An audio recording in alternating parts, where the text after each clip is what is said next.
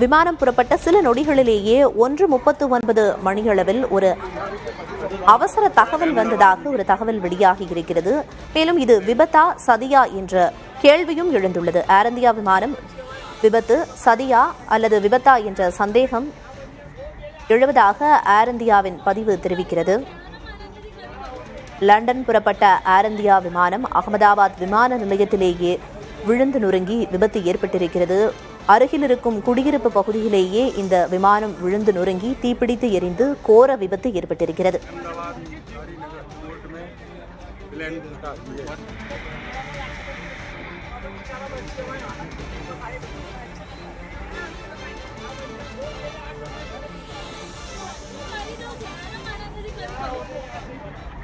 இந்த விமான விபத்தை தொடர்ந்து விமான சேவைகள் அங்கு முற்றிலுமாக நிறுத்தப்பட்டிருக்கிறது. 1:39 மணிக்கு அவசர கால அழைப்பு வந்ததாக ஒரு தகவல் வெளியாகி இருக்கிறது. விமானம் புறப்பட்ட சில நொடிகளில் சரியாக 1:39 மணியளவில் ஆபத்து குறித்த அழைப்பு வந்ததாக ஒரு தகவல் வெளியாகி இருக்கிறது. மேடே கால் எனப்படும் அவசர கால அழைப்பு வந்ததாக கட்டுப்பாட்டு அறை வட்டாரங்கள் இந்த தகவலை தெரிவிக்கின்றன. விமானம் 1:47 மணிக்கு புறப்பட்ட நிலையில் 1:39 மணிக்கு அவசர அழைப்பு வந்ததாக ஒரு தகவல் வெளியாகி இருக்கிறது. விபத்துக்குள்ளான ஏர் இந்தியா விமானத்தை இயக்கியவர் அனுபவம் வாய்ந்த கேப்டன் சுமித் சபர்வால் என்ற தகவலும் வெளியாகி இருக்கிறது.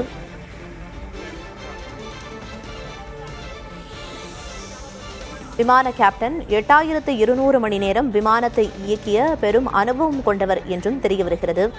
ஆனாலும் எதிர்பாராத விதமாக இந்த கோர விபத்து நேரிட்டிருக்கிறது. இதற்கு முன்னர் நடந்த விமான விபத்துக்களை ஒப்பிடும்போது இது மிக கோரமானதாகவும் பாதிப்பு கடுமையாகவும் இருக்கும் என்றும் எதிர்பார்க்கப்படுகிறது. தொடர்ந்து அங்கு மீட்புப் பணிகள் துரிதமாக நடந்து வருகின்றன.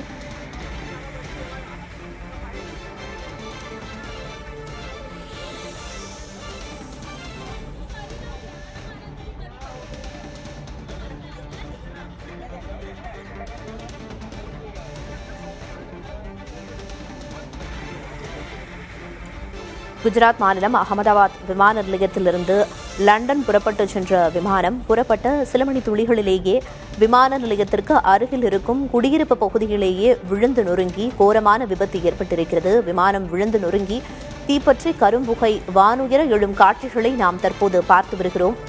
தற்போது அந்த தீயை கட்டுப்படுத்தும் பணிகளில் தீயணைப்பு வீரர்கள் தீவிரமாக ஈடுபட்டு வருகின்றனர். எரிபொருள் நிரம்பி இருந்ததால் தீயை அணைக்கும் பணியில் பெரும் சவால் நீடிக்கிறது.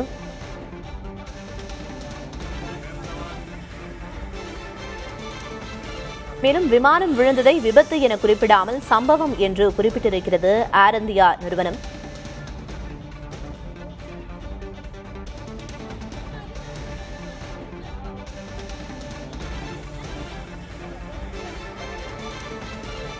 இது விபத்தா சதியா என்ற சந்தேகம் எழுந்திருக்கிறது. அதனை ஏர் இந்தியா நிர்வாகமே ட்வீட்டில் எழுப்பியிருக்கிறது.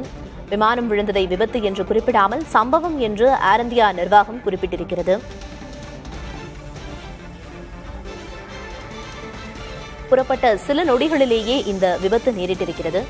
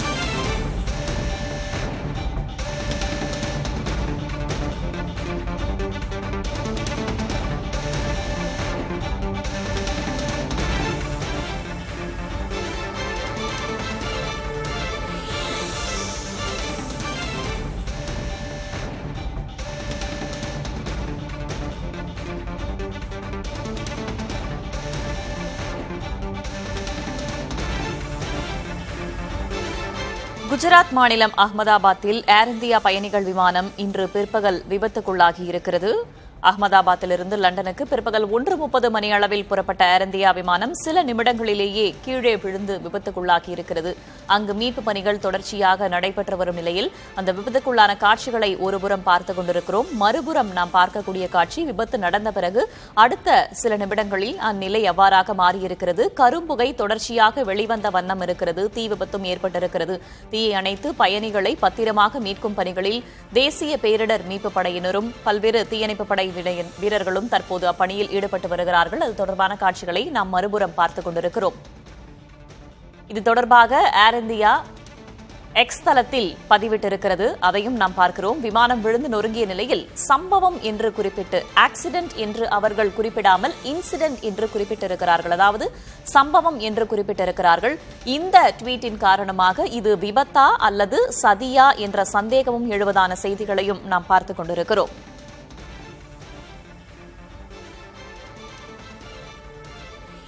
ஏர் இந்தியா விமானம் விழுந்து விபத்துக்குள்ளாகி இருக்கும் நிலையில் பயணிகளை மீட்கும் பணிகளில் ஒருபுறம் தீவிரம் காட்டி வரும் நிலையில் சிலர் மருத்துவமனையிலும் அனுமதிக்கப்பட்டிருக்கிறார்கள். ஓய்வு பெற்ற விமானப்படை அதிகாரி திரு மாதேஸ்வரன் நம்முடைய இணைப்பில் இருக்கிறார். சார் வணக்கம். வணக்கம், சொல்லுங்க. அகமதாபாத்ல புறப்பட்ட சில நிமிடங்களிலேயே ஏர் இந்தியா விமானம் விழுந்து விபத்துக்குள்ளாகி இருக்கிறது. நீங்கள் இதுவரையில் பின்பற்றியவற்றில் இது எவ்வாறாக நிகழ்ந்திருக்கலாம் என்று கணிக்கிறீர்கள்?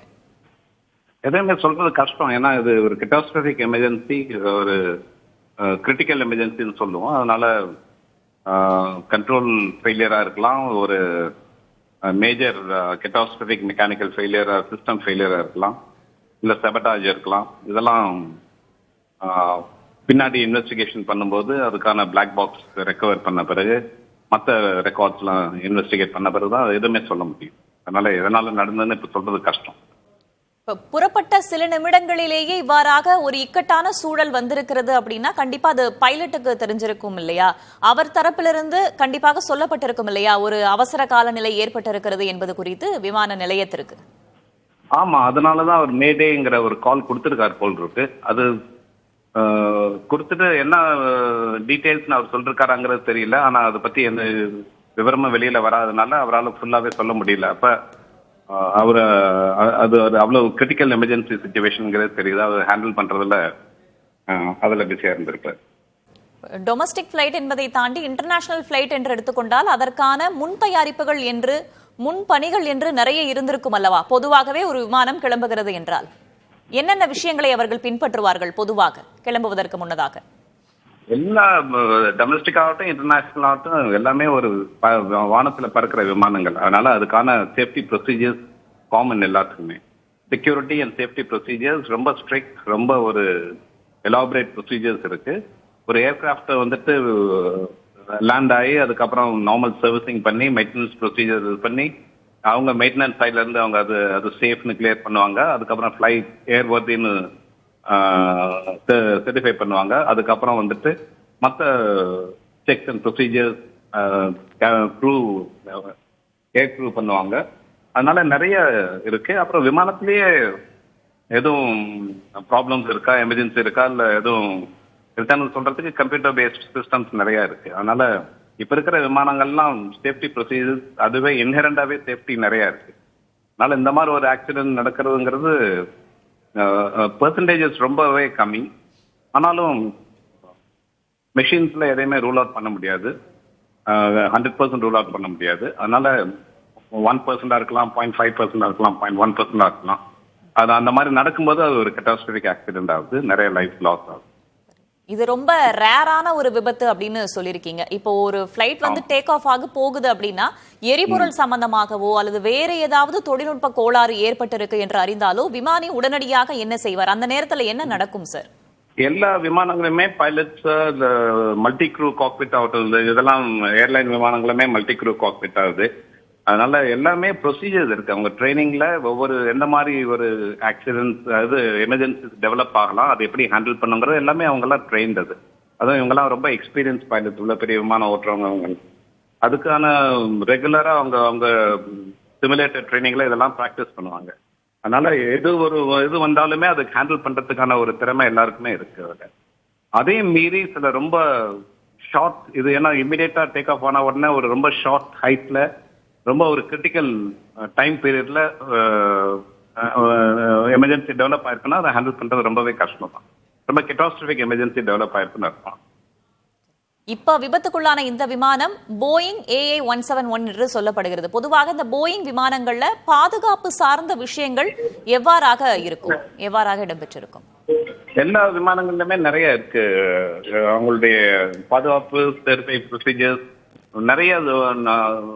இப்ப இருக்கிற அதிநவீன விமானங்கள்ல கம்ப்யூட்டர் பேஸ்ட் ஆக்ஷன்ஸ் அதுவே இனிஷியேட் பண்ணும், இன்ஃபர்மேஷன் பைலட்ஸ்க்கு இருக்கும். ஆனா கிரிட்டிக்கல் எமர்ஜென்சிங்கிறது டேக் ஆஃப் அண்ட் லேண்டிங்லாம் ரொம்ப கிரிட்டிக்கல் ஃபேஸஸ், அது எல்லாமே பைலட்ஸ் ட்ரெயின்ட் அவங்கள அதெல்லாம் ஹேண்டில் பண்றதுக்கு. அதே மீறி இந்த மாதிரி ஒரு விஷயங்கள் நடக்கலாம், அது ஆனா பெர்சன்டேஜ் ரொம்பவே கம்மி. அந்த மாதிரி ஆனா அது நடக்கும்போது அதை கெட்டாஸ்ட்ரோபிக் எமர்ஜென்சின்னு சொல்லுவோம், அதை ஹேண்டில் பண்றது கொஞ்சம் கஷ்டம்.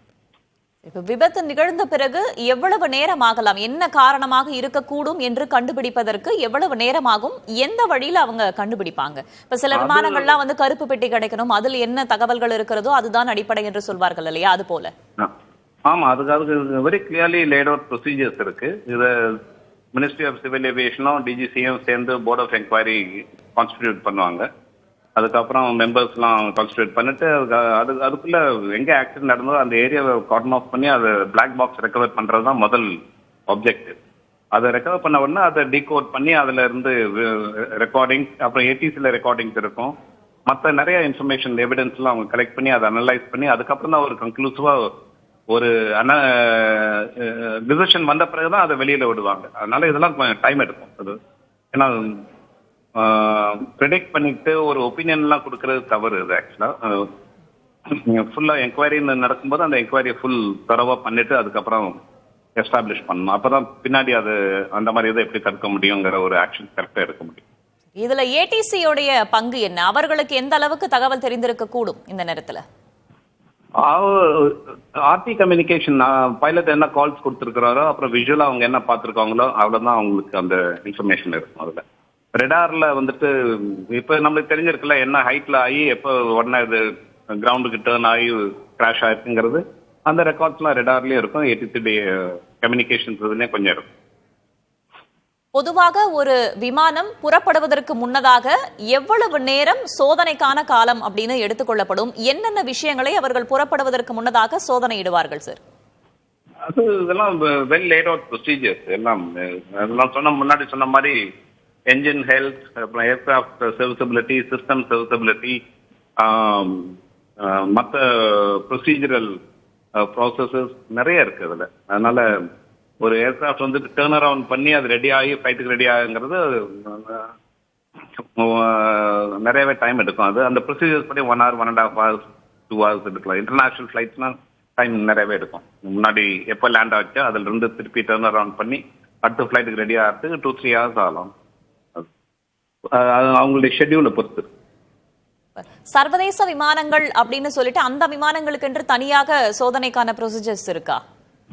ஏவியேஷன் போது சேஃப்டி வந்துட்டு எல்லாமே காமன். அந்த ஒரு எமர்ஜென்சி வரும்போது டொமஸ்டிக் ஃபிளைட், இன்டர்நேஷனல் ஃபிளைட்னு அந்த மாதிரி ஒன்றும் பாகுபடுத்தி ஒன்றும் வராது. அதனால எமர்ஜென்சிங்கிறது எல்லாருக்கும் பொதுவானது. அதை ஹேண்டில் பண்றது எல்லாரும் அதுக்கான ட்ரைனிங் இருக்கணும். ஏன்னா ஒவ்வொரு டைப்ஸ் ஆஃப் ஏர்கிராஃப்ட் அதுல இருக்கிற சிஸ்டம் காம்ப்ளெக்சிட்டிஸ் கொஞ்சம் வேறுபடலாம். இது பெரிய விமானம் 787 ட்ரீம்லைனர் ஏர்கிராஃப்ட் இது. அதனால இது கிட்டத்தட்ட 400 பேர் வரைக்கும் எடுத்துட்டு போக முடியும், 350 பேர் வரைக்கும். ஆனா இதுல இருந்து 242 பேர்னு வருது. அதனால சிஸ்டம் காம்ப்ளெக்சிட்டிஸ் எல்லாம் கொஞ்சம் வேறுபடலாம், அவ்வளவுதான். இந்த விமானத்தை பொறுத்த வரைக்கும் போயிங் AA-171 என்று சொல்லப்படுகிறது. இந்த விமானத்துடைய ஃபீச்சர்ஸ் AA-171 வந்து ஏர் இந்தியா ஃபிளைட் நம்பர். அந்த ரக விமானங்களுடைய ஃபீச்சர்ஸ் பத்தி சொல்லுங்க. ரக விமானம் இல்லம்மா, இது ஒவ்வொரு ஃபிளைட் நம்பர், ஏர்லைன் நம்பர்ஸ் இருக்கு இல்லையா, ஃபிளைட் நம்பர். இது ஏர் இந்தியா 171ங்கிறது ஃபிளைட் டெசிக்னேஷன்.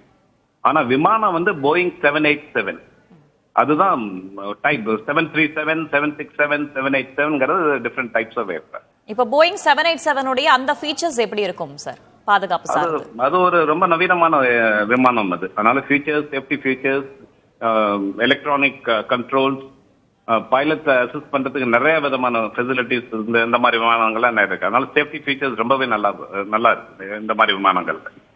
ஆட்டோ பைலட் இருக்கு, ஆட்டோ ஹேண்ட்லிங் இருக்கு, நிறைய ஃபெசிலிட்டிஸ் இதுல. சரி, இந்த விமானம் சார்ந்து பல்வேறு தகவல்களை எங்களுடைய இணைப்பில் பகிர்ந்திருக்கீங்க. நன்றி திரு மாதேஸ்வரன் இணைப்பில் வந்தமைக்கு. விபத்துக்குள்ளான விமானத்தில் பிரிட்டனைச் சேர்ந்த 52 பேர் பயணம் செய்ததாகவும் தகவல் வெளியாகி இருக்கிறது. மீட்பு பணி மற்றும் சிகிச்சைக்கு தேவையான அனைத்து உதவிகளையும் செய்ய பிரதமரும் தற்போது உத்தரவு பிறப்பிக்கப்பட்டிருப்பதாகவும் சொல்லப்பட்டிருக்கிறது. அகமதாபாத் விமான விபத்தில் இதுவரை 30 பேர் உயிரிழந்துள்ளதாகவும் முதற்கட்ட தகவல்கள் தெரிய வந்திருக்கின்றன. அடுத்தடுத்த கட்ட விவரங்கள் வரும் என்று நாம் எதிர்பார்க்கலாம்.